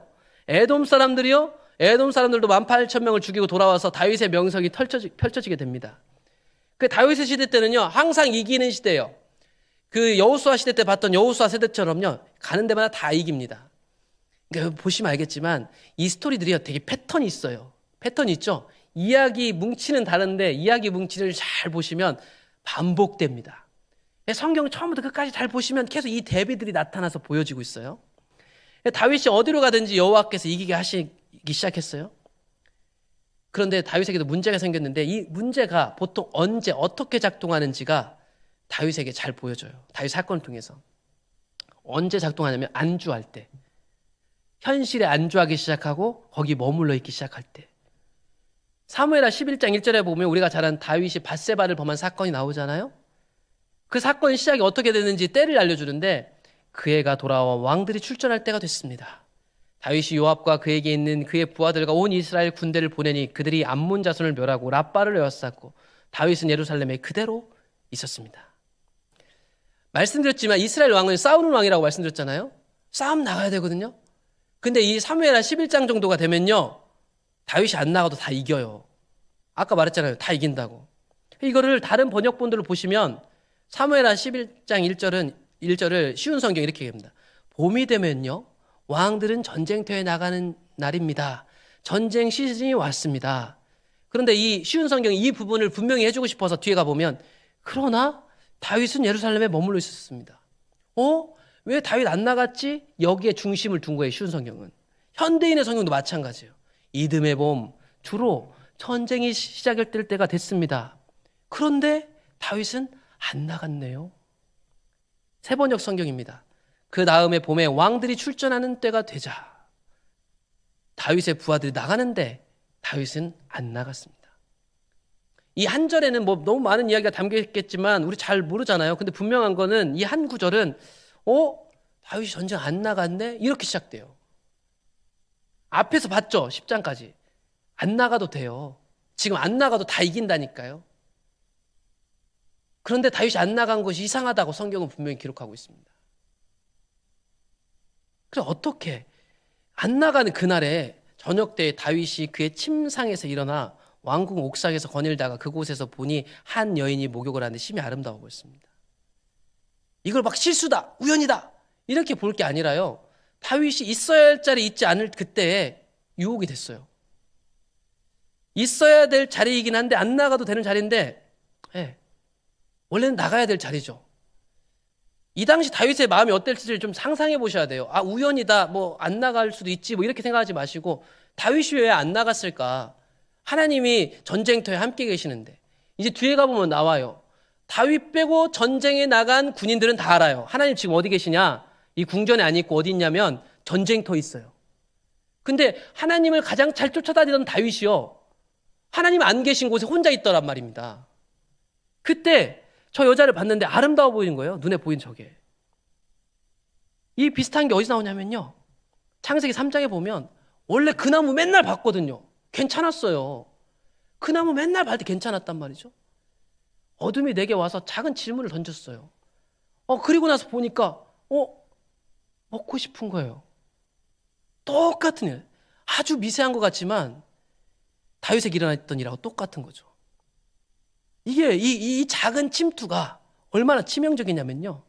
다윗이 사람을 보내서 그 여자를 알아봅니다. 그랬더니 이 여자가요, 자기 부하 중에 충신이 우리아의 아내라는 걸 알게 됐어요. 알면 어떻게 해요? 안 해야죠. 근데 그게 안 돼. 그게 안 되는 거죠. 사무엘 하에 가보면 이 우리아라는 사람은요, 다윗 거의 개국공신 같은 사람이에요. 다윗의 용사들의 이름에 딱 들어가요. 다윗이 자기를 따르는 충신들 이름을 다 적어줬단 말이에요. 그런데 거기에 들어갔던 사람이란 말입니다. 그러면 그 사람 아내라고 하면 정신을 빠딱 차려야 이게 안 되는 거죠. 안 되는 거예요. 밧세바를 데려와 동침합니다. 다윗이 전령을 보내 그 여자를 자기에게 데려오게 하고 그 여자가 그 부정함을 깨끗하게 하였으므로 더불어 동침함에 그 여자가 자기 집으로 돌아갑니다.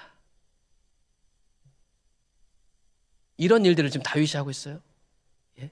부정함을 깨끗하게 했대요. 여인이 유출이 되고 나면 그의 몸의 유출이 지나고 나면 7일 동안 부정해요. 그러면 부정하기 때문에 이 사람이 깨끗이 씻는단 말이에요.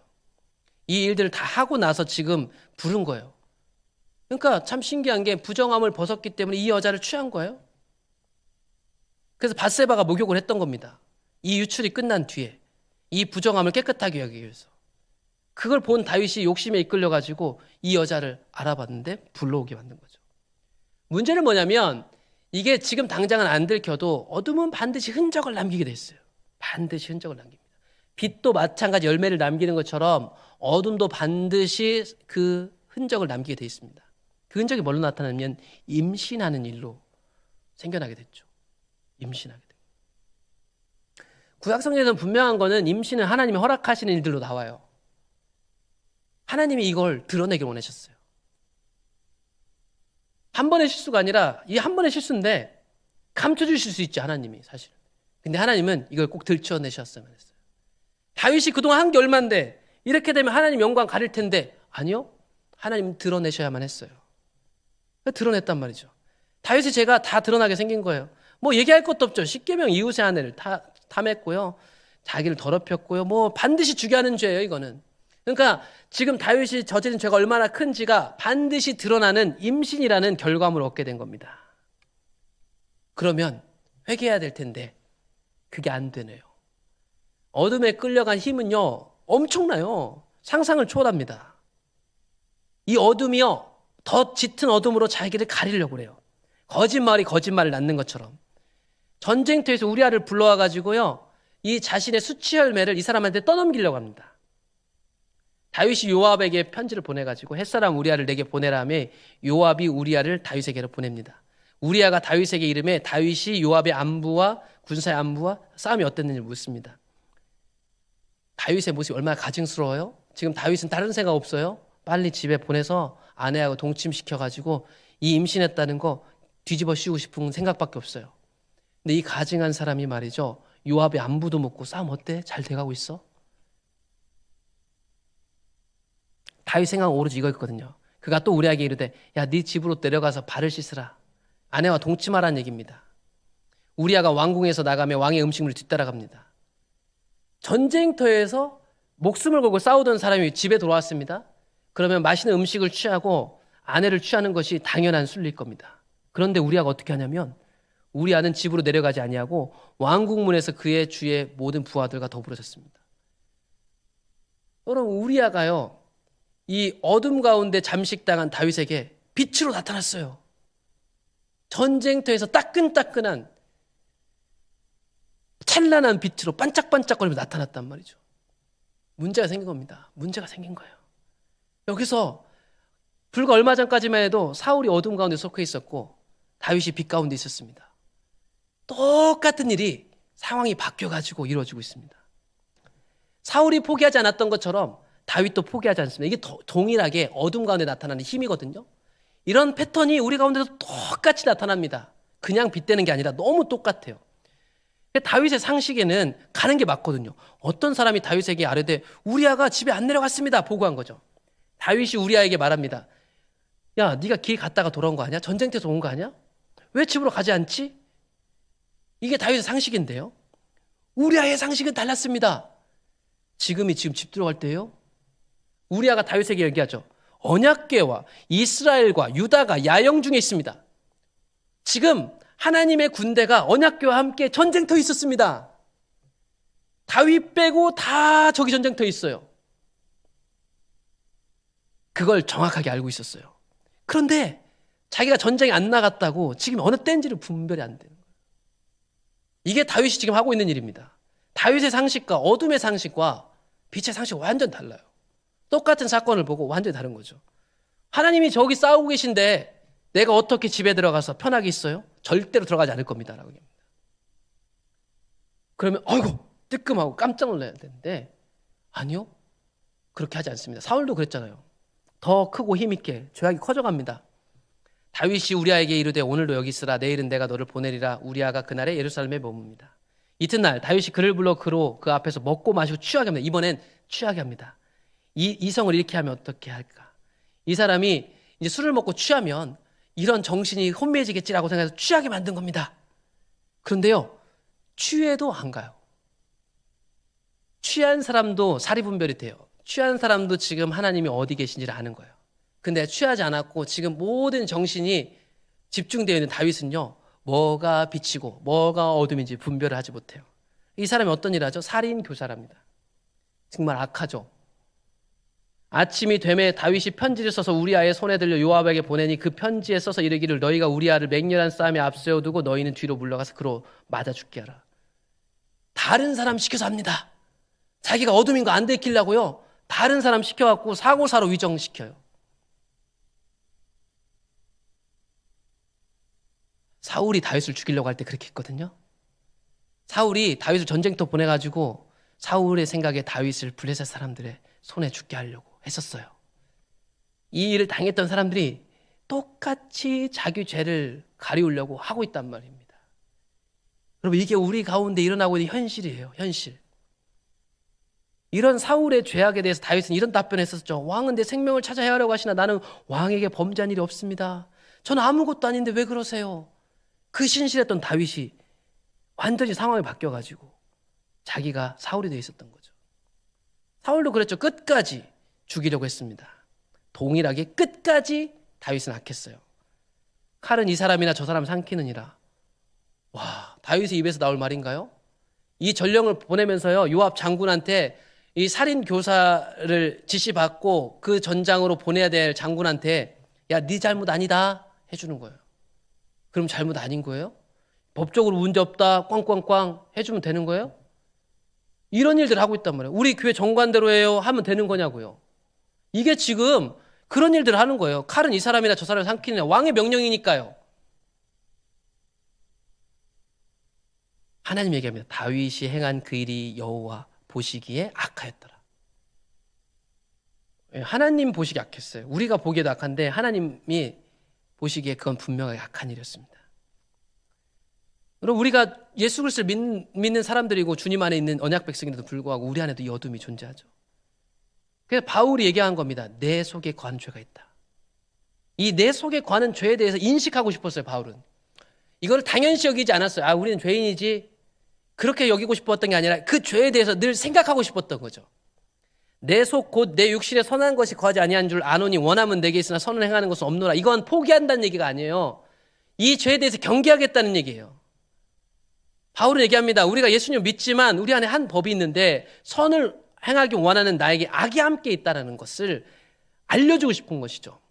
내가 힘써 싸워보지만 이 죄의 범위 훨씬 크다는 것도 알게 됐던 거죠. 그래서 바울이 얘기합니다. 이 두 개 싸우면 무조건 어둠이 이기더라. 그러나 이 어둠 속에서 바울은 머물러 있지 않고 이 어둠이 있지만 그렇기 때문에 내가 빛으로 나아간다라고 얘기했던 거예요. 다만 이걸 당연하게 여기라는 말이 아닙니다. 우리가 이 상태에 있다는 것을 알라는 얘기입니다. 야고보 장로님도 얘기하죠. 욕심과 죄에 대해서. 이것이 끊임없이 우리 안에 있는 욕심이요, 죄를 만들어내고 이 죄가 결국 우리 사망으로 이끌어갈 거라고 경고하고 있습니다. 그러나 이 절망에서 끝나는 게 아니라 이 절망을 인식해서 예수님을 바라보라고 얘기하고 있는 거예요, 바울은. 그래서 24절에 보면 곤고한 사람이로다 하고 끝나는 게 아니라 나는 곤고한 사람인데 그래서 내가 예수님 때문에 감사해. 예수님께 감사의 노래를 올려드릴 거야 라고 얘기하는 거예요. 그런즉 내 자신이 마음으로는 하나님의 법을 육신으로는 죄의 법을 섬기노라. 그러니까 이것은 원래 우리가 그런 존재지, 우리는 원래 어둠에도 왔다 갔다 하지라는 걸 생각하는 게 아니라 그걸 분명하게 인식하고 있었는 거예요. 그걸 인식하고 어디로 나아가느냐? 예수 그리스도께로 나아가라는 거예요. 회개한다는 건 내 안에 있는 어둠을 깨닫고 예수님의 십자가 앞으로 나아가는 거예요. 그 속에서 돌이키고 해결되는 거예요. 그 속에서 다시 빛으로 돌이키는 거예요. 그게 우리가 끊임없이 하나님 앞에 나아가는 것이죠. 그런데 유대 종교 지도자들은 자기들 안에 마귀가 있었음에도 불구하고 깨닫지 못했다는 것. 자신들 안에 있는 죄에 대해서 경계하지 않았다는 것. 자신들의 유일한 기준이 됐고 힘이 있었기 때문에 예수님은 그들에게 마귀라고 했습니다. 이 말은 정말 심한 말이죠. 목사한테 와가지고 마귀라고 하는 거죠. 장로한테 가서 마귀라고 하고 있는 거예요. 근데 예수님의 이 말은 맞았습니다. 반대로 이들은 예수님한테 마귀라고 했어요. 예. 그러면 둘 중에 하나가 마귀인 거예요. 서로 마귀라고 하면 둘 중에 하나 마귀인 거죠.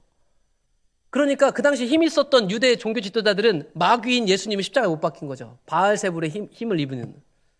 그런데 알고 보니까 우리는 제3자 입장에서 보니까 밝혀진 걸 보니까 누가 마귀였어요? 유대 종교 지도자들이 마귀였어요. 그리고 마찬가지 죽임당한 사람들이 다 빛이었어요. 우리아도 그랬고 공격당한 다윗도 그랬고.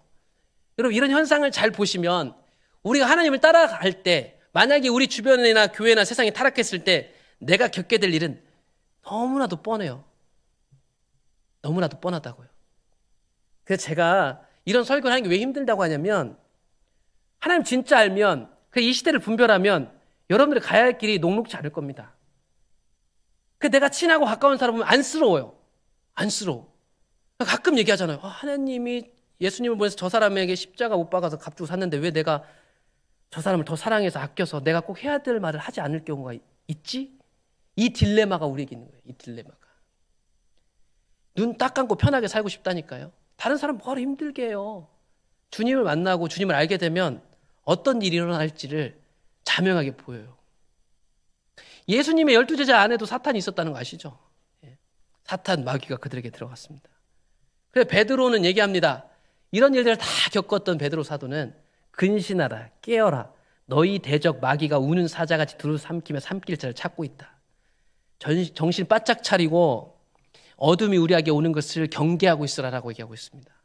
정신 바짝 차리고 원수 마귀가 우리를 잡아삼키려고 오고 있으니까 깨어있으라고 하는 거예요. 깨어있는다는 건 이 말씀 안에서 내가 언제든지 어둠이 될 수 있다는 것, 늘 빛의 길을 걷기를 사모해야 된다는 것, 주님을 찾아야 된다는 당위성을 여기다 얘기하고 있는 거예요. 깨어있는 건 그냥 말로만 깨고 잠 안 자는 게 아니라 내 안에 일어나는 이 일들에 대해서 민첩하게 반응할 준비를 하는 거죠. 근데 이 준비는요, 주님을 찾는 것 외에 다른 준비를 할 수가 없어요. 주님 앞에 정직하게 서는 것 외에는 다른 준비가 없단 말이에요. 그분을 기다리고 그분 앞에 서는 것 안에서 훈련해 가는 거죠. 다윗은요, 이 어둠에서 끝까지 머물러 있지 않았습니다. 이 어둠에서 헤쳐나오려는 몸부림을 쳤어요. 이게 다윗이 귀한 거예요. 말씀드렸잖아요. 어둠이란 건 언제든지 나를 잠식할 수 있어요. 누구라도 이렇게 될 수 있어요. 근데 문제는 누구라도 이렇게 될 때 헤쳐나오기를 소망하느냐 아니면 그곳에 멈춰 있겠느냐 선택을 해야 되는 거죠. 선지자는 말씀드렸듯이 하나님의 뜻을 이 왕이 잘 따라갈 수 있도록 돕는 역할을 한다고 했습니다. 그러니 선지자와 가깝게 되면 그 왕은 그래도 잘 지내는 거라고 얘기했고요. 나단 선지자가 다윗에게 와서 그래서 이야기를 들려줄 때 다윗이 듣게 되는 겁니다. 나단 선지자가 한 이야기를 들려주죠. 등장인물과 그들의 상황에 대해 설명해 줍니다. 나단이 다윗에게 여호와께서 나단을 다윗에게 보내셔서 한 이야기를 하게 되죠. 다윗에게 말합니다. 한 성읍에 두 사람이 있는데요. 한 사람은 부자고 한 사람은 가난했습니다. 그 부자는 양과 소가 심이 많았고요. 가난한 사람은 아무것도 없고 자기가 사서 기르는 작은 암양 새끼 한 마리뿐입니다. 목자를 생각해 보시면 이 암양 새끼 얼마나 귀한지 아실 거예요. 그 암양 새끼는 그와 자식과 함께 자라며 그가 먹는 것을 먹으며 그의 잔으로 마시며 그의 품에 누움으로 그에게는 딸처럼 될 그의 전부입니다. 그런데 어떤 사건이 발생했냐면요. 다윗한테 한 얘기예요. 어떤 행인이 그 부자에게 오며 부자가 자기에게 온 행인을 위하여 자기의 양과 소를 아껴 잡지 아니하고 자기 거 아끼고 부자인데 가난한 사람의 양 새끼를 빼앗아다가 자기의 온 사람을 위해서 잡았더라고요. 이 부자가 행한 일은요.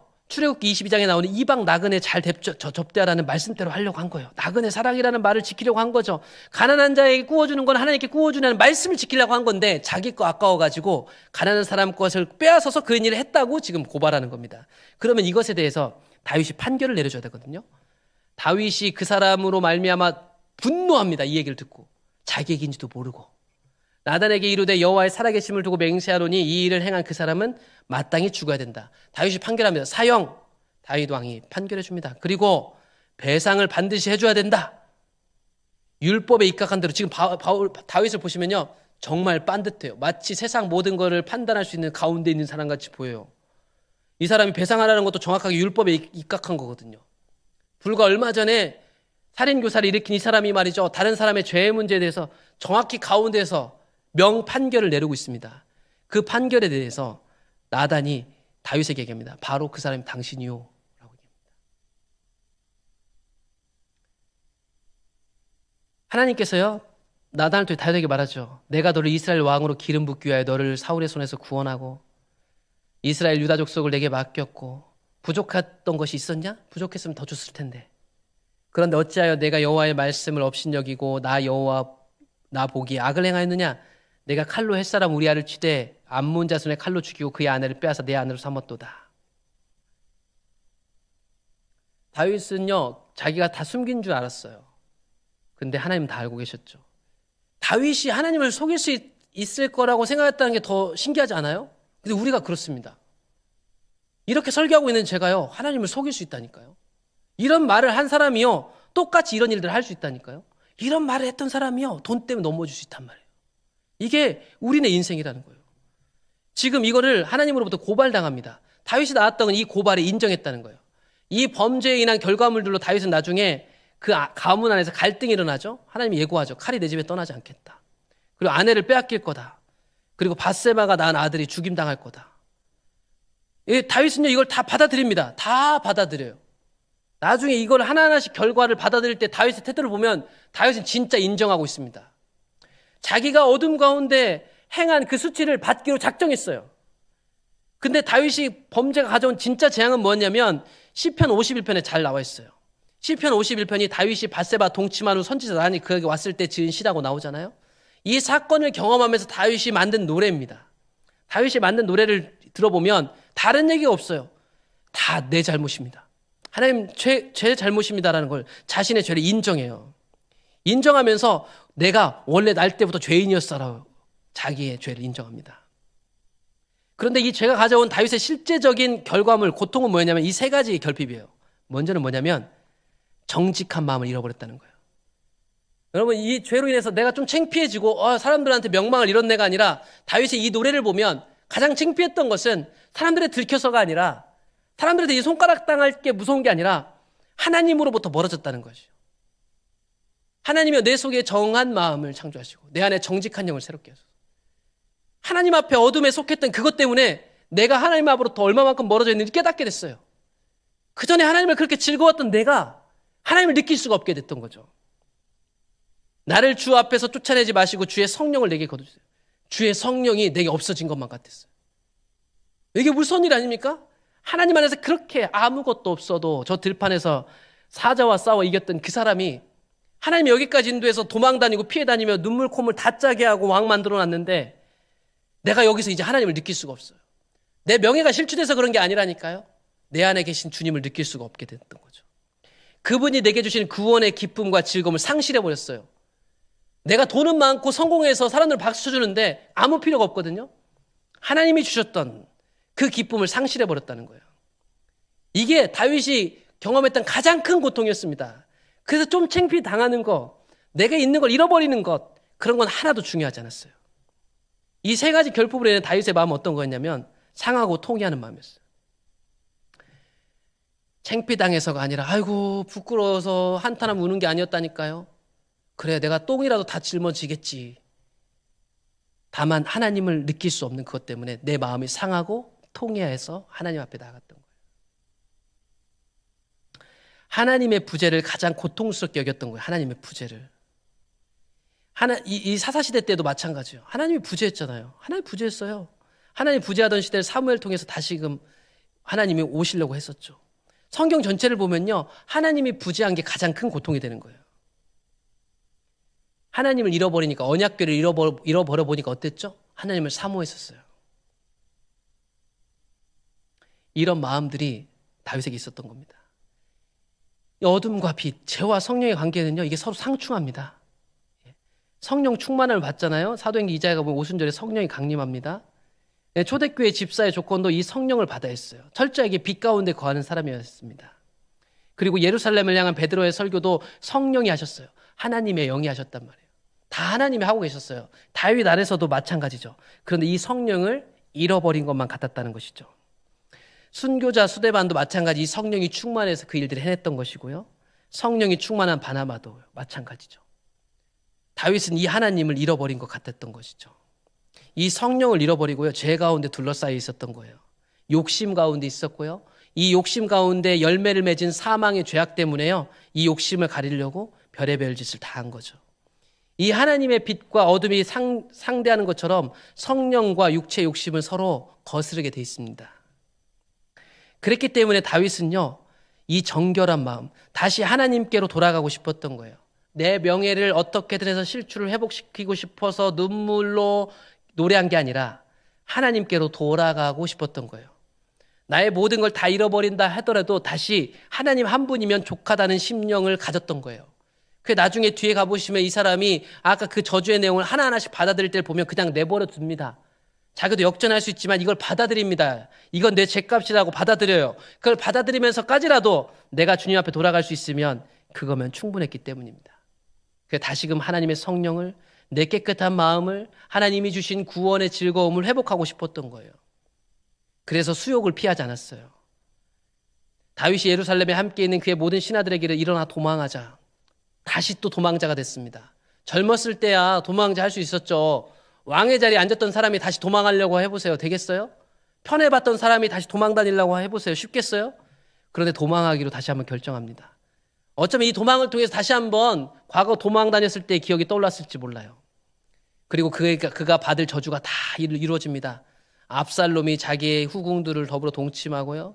아내를 빼앗기게 됩니다. 약속한 대로. 사울의 친족 시므이는요, 그를 계속 저주하죠. 계속 저주하고 돌을 던지며 따라옵니다. 저주의 내용은 뭐죠? 너 사울왕한테 그랬더니 잘 됐다더라. 온갖 저주를 퍼붓습니다. 사람들은 어쩌면 깨끗한 다윗이 넘어지기를 기다렸을지 몰라요. 그 기다렸던 사람들이 사울의 가문이었겠죠? 그 가문의 시므이가요, 저주를 퍼부어요. 그 시므이가요, 옆에 여전히 따라다니고 있는 다윗의 용사 아비새가 처벌할 수 있었거든요. 이 아비새는 원래 옆에서 따라다니면서 다윗의 신복 노릇을 했었잖아요. 실제로 이 사람은 창 던지기의 기술자고요. 이 일들을 충분히 할 수 있는 사람이었습니다. 사울에게 쫓길 때도 그런 말들을 했고요. 그런데 다윗이 어떻게 반응했죠? 냅둬라 했습니다. 이 수치 내가 당해야 된다. 여호와께서 그에게 명령하신 것이다. 그 사람 저주, 그 사람이 나에게 어떤 말을 해도 나는 다 받아들이겠다라고 얘기를 하는 겁니다. 그저 다윗은요, 은혜를 구할 수밖에 없었어요. 하나님이 주시는 죄악의 벌은 내가 다 만들어낸 거였거든요. 그걸 다 받아도 괜찮아요. 그러나 나는 다시금 주님을 찾고 싶었을 뿐이에요. 다윗은 일관성이 있었어요. 하나님 그분 자신을 구했다는 거. 사울로 도망할 때도 그렇게 했죠. 사울과 다윗의 이야기를 마칩니다. 이 두 가지 속성들이 반복해서 나타나고요. 이 일들이 우리 안에서 일어난 일들이에요. 제가 그래서 당부드리잖아요. 우리 안에 고집들이 있습니다. 다 있어요. 다 고집들이 있다니까요. 아닌 척하고 따라가는 것 같지만 저도 마찬가지고 각자가 놓지 못하는 마지막 고집들이 있습니다, 여러분. 그 고집들이 교회와 다른 사람들하고 섞이다 보면 반드시 어떤 열매를 만들어내게 될 거예요. 그 열매를 만들어낼 때 다른 사람 탓하시면 안 됩니다. 물론 그 사람이 어떨 때는 눈에 보이는 명백한 잘못을 만들어낼 수 있거든요. 근데 그것을 대하는 내 마음이 어디로부터 오는지 잘 살펴보시면 내 안에서도 뭔가가 깊숙이부터 자리 잡고 있는 게 있어서 그게 스파크를 일으켰기 때문에 저 사람의 문제가 내게 불편을 주기 시작하는 것입니다. 잘 보셔서 칼을 뽑지 마시고 하나님이 치시는 것을 받아내면서까지라도 하나님 한 분이면 충분하다는 마음으로 돌이키시라는 결단이 좀 필요한 것 같아요. 진짜로. 여러분 진짜 성령 받고 하나님 뜻대로 살고 싶으세요? 주님이 여러분 안에 오늘 오셔서 정말 나 한 분이면 나 하나면 충분하겠어라고 물으신다면 여러분 어떻게 대답하시겠어요? 길을 다 보셨습니다. 그 길이 너무 감사하고 반드시 가야 될 길인데 이 시절에 그 길을 갈 때 어떤 모양이 나타날 거라고도 제가 좀 적나라하게 보여드렸어요. 이런데도 그 길을 가시겠어요? 그게 십자가가 우리에게 질문하는 거예요. 예수님 믿는 건 이런 거거든요. 제가 어렵게 만들어 놓은 게 아니라 예수님이 지신 십자가, 그 십자가를 의지해서 그 길을 가시겠냐고요. 거기서 예 하는 게 원래 결단하는 거고, 거기에 예 하는 사람이 세례를 받는 거고, 거기서 예 하는 사람이 성도가 되는 겁니다, 원래. 다시 한번 우리 믿음들 여기까지 오시는 데까지 잘 하셨는데, 여기까지도 하나님 인도하셨는데, 앞으로의 더 하나님 열망하고 사랑하고자 하는 자리로 가고 싶다면, 내가 치러야 될 대가는 무엇인지를 잘 살펴보시면서, 그것을 가로막고 있는 내 보호막과 내 탑들을 잘 살피셔서, 내가 깰 수 있다면 깨시고, 내가 깰 수 없다면 그걸 구체적으로 하나님께 말씀드리면서, 하나님, 이것들이 깨져야 될 텐데, 깨트려 주세요라고 얘기하면, 그때부터 일이 시작되는 겁니다. 그때부터. 그 일들이 우리 안에서 일어나기를 간절히 소망해 봅니다. 우리 각자 좀 시간이 됐는데요. 각자 기도하시다가 잘 하나님 앞에 머무셨다가 저녁 때 만나면 좋겠습니다. 같이 기도하겠습니다.